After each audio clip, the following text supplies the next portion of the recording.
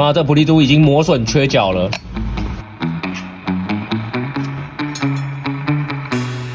这个客人骑了125，从桥上牵下来，看一下这个皮带已经断成这样子了。这菩提珠已经磨损缺角了。这个客人应该已经很久都没有检查传动，是不是应该帮他做一些安全性的检定？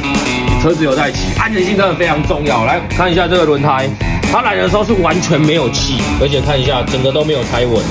知道很多人机车真的是每天上班唯一的代步工具，它真的很重要。不想要它过路，也不想要它骑乘的时候发不动，尤其是这些基本的安全性。